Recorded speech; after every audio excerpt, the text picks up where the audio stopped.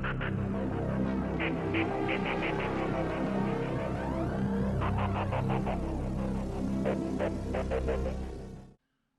everybody. Well, there seems to be a bit of difficulty out there for people trying to install Undead Legacy Experimental on G-Portal servers, so I'm going to guide you through that and show you how to do that.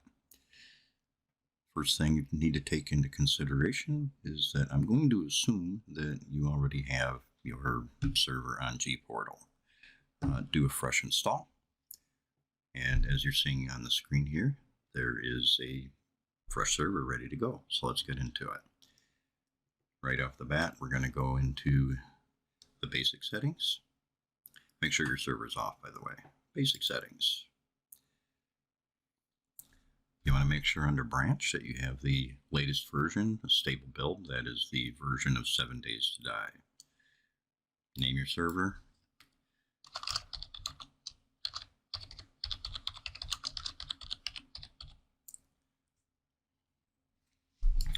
And the game name, this is the file save name that you're going to use. So in this case, it's going to be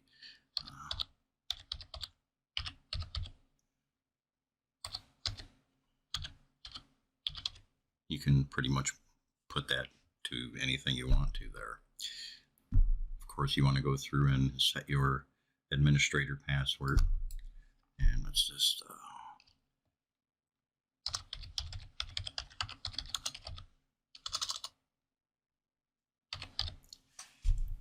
select your region,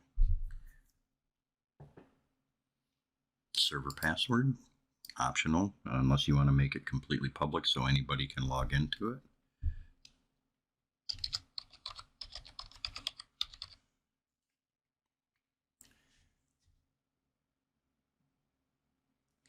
The other options and features are going to be completely up to you, and at the beginning you want to just leave the game world set to the NAVS game. Just out of habit, I go through and set some of these things myself. For performance reasons, you want to turn dynamic mesh off.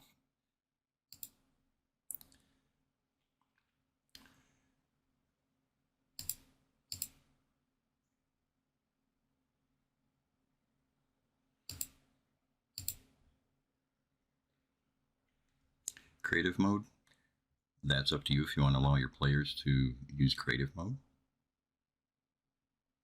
Control panel. Telnet, those things are optional. Make sure that EAC is disabled. Drop on death, drop on quit.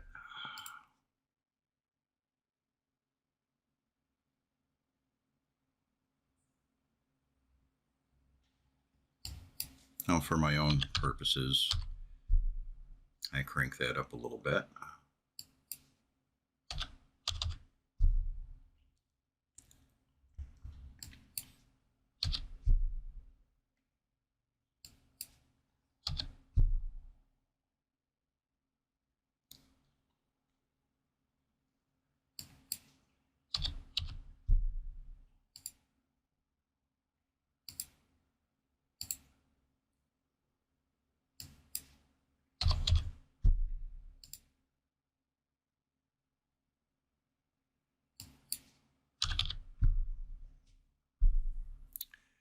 One of the things that I do for Blood Moon is I set it to roughly 21 days because the amount of Zeds that we have roaming in the world every day, all the time, is kind of up there. So we don't do Blood Moons very often. They're kind of boring once you've had a world that's rocking 24/7 already. So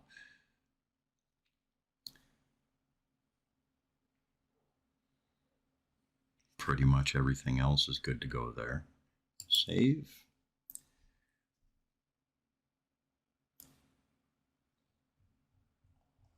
And you want to go ahead and start the server once. We're going to get to installing Undead Legacy in just a moment here.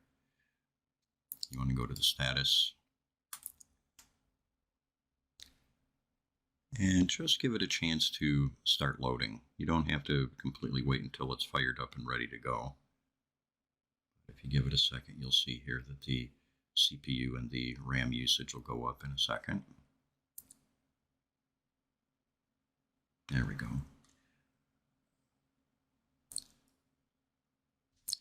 What's happening is in the background, it's writing configuration files and things like that. And once the server starts registering CPU usage and then it drops down again, that part of it's pretty much done. You can go ahead and shut that off again. And then go to mods. I do recommend for anybody to install server tools. There are some additional customization features that allow you to tailor the experience for you as an administrator and for your players. You can read up on that. And then we need to go down to Undead Legacy Experimental, latest version.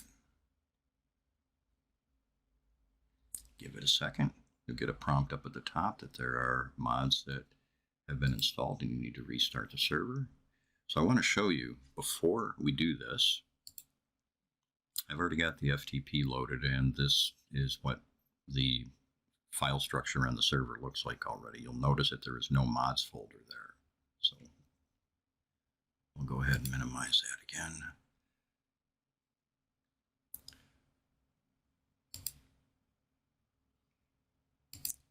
Go ahead and restart that. You'll see that it's updating, and it's going to take a minute. I'll speed the video up so you don't have to sit through this. Okay, the server has finished downloading Undead Legacy, and we're going to look at the FTP here. Hit that refresh.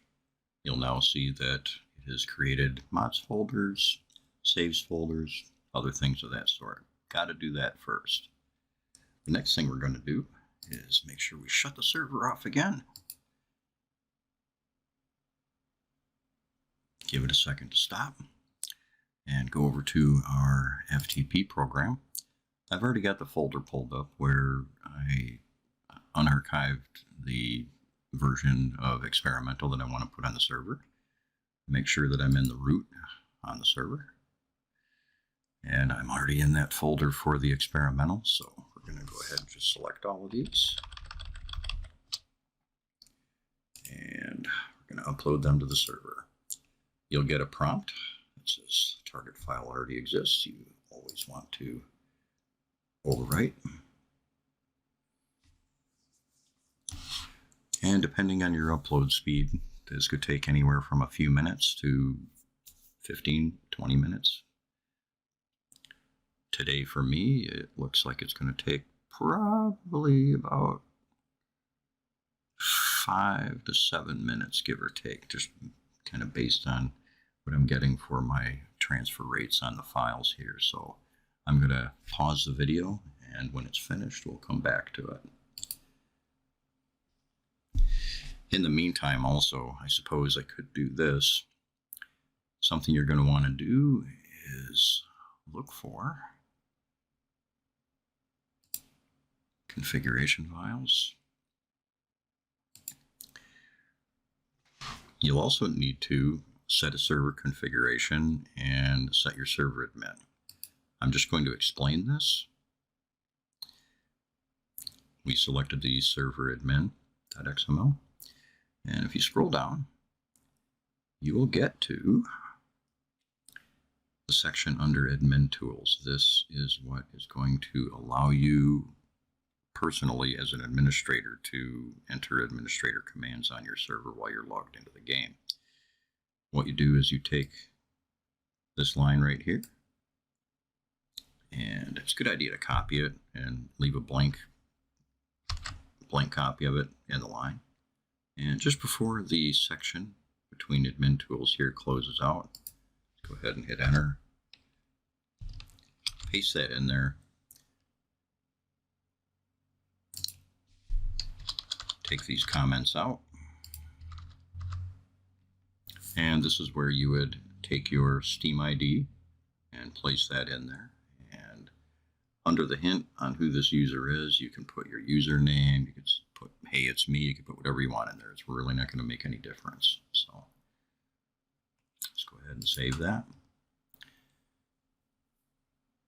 And under server config, on Subquake's website, he has a list of additional features that you include in your server configuration. Those current listings for the current version of the mod that you're running may vary a little bit, but you end up putting those right at the end here. Go ahead and put a space here, and we're going to jump out temporarily and go to Subquake.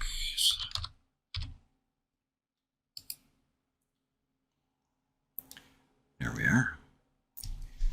And under download, dedicated server setup.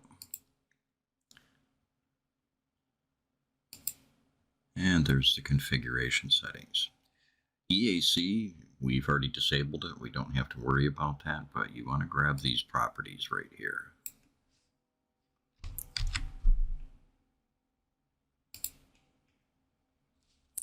Now you'll notice I just cheated and I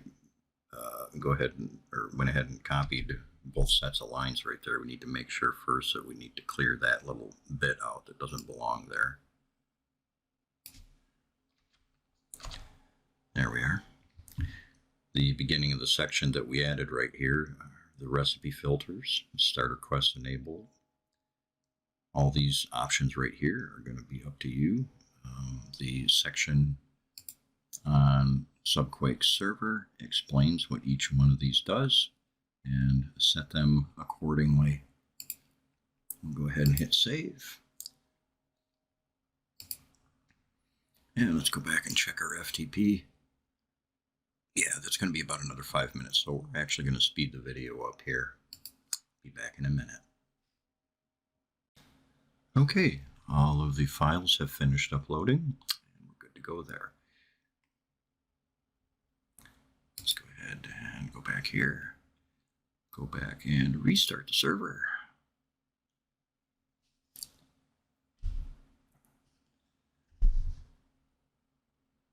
Give it a second for the memory to show usage. Patience is a virtue here because this is the point where if you start and shut down the server before the server actually has a chance to do a few things, that's where you can get corrupt files. So show a little patience, give the RAM usage and give the CPU a chance to bounce up and down a little bit first. Works every time.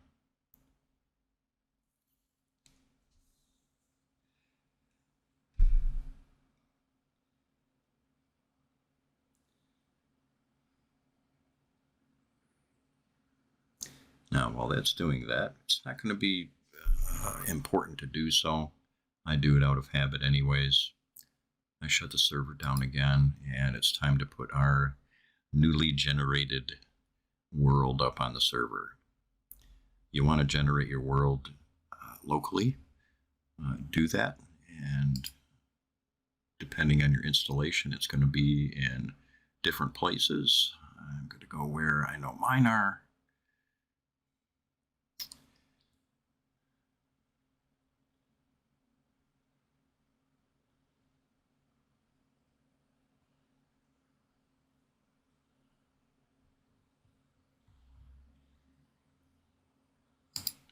Wrong direction there.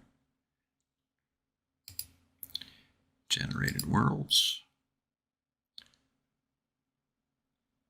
And this is one that I already had generated previously before I started the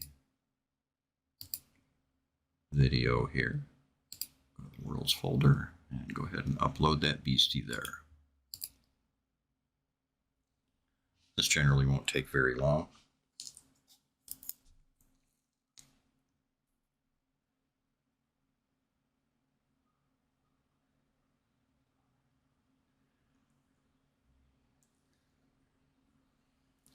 It's important during this part of the process you make sure that you don't start and restart the server as well while you're uploading a new world and a new world folder up to the server. So again, patience is a virtue.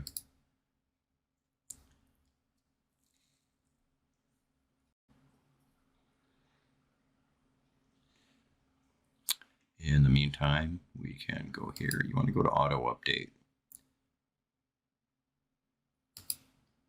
And you want to make sure you shut that off. That you can save.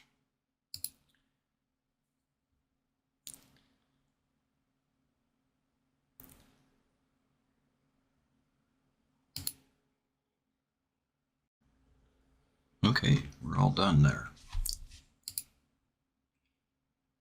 Go back up here.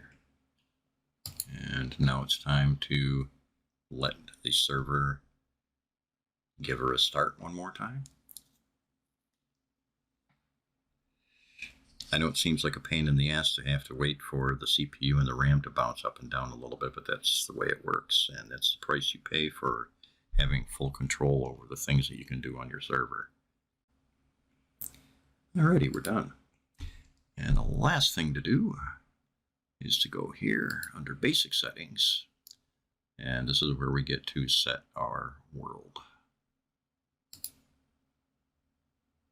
There it is right there. And anytime you upload a new world, you should also start a new game save file. In this case, I'm just going to throw a number in there.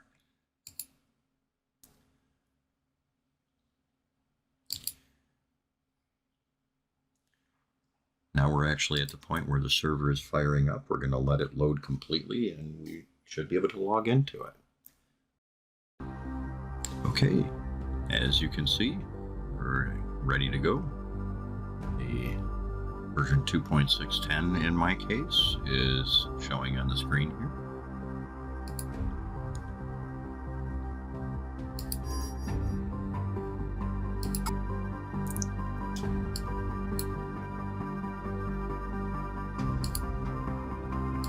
There's our server.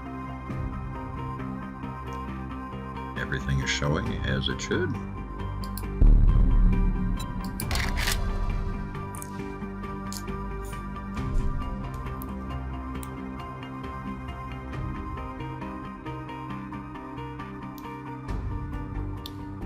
Now, the first time that you log into your server, you're going to load the configs and also download the map. I did that just before I came back on camera, so that was to save a little bit of time.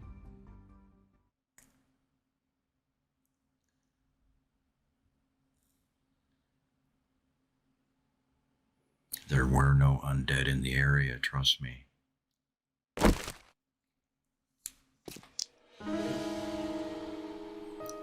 There we are. Ready to go. Alright folks, I hope that helped you out. If you have any questions, feel free to drop them in the comments. Please like and subscribe if you enjoy the content and you want to see me do some more stuff. You can find some of the mods that I create on Nexus Mods, and you can also find me hanging out in the Discord servers.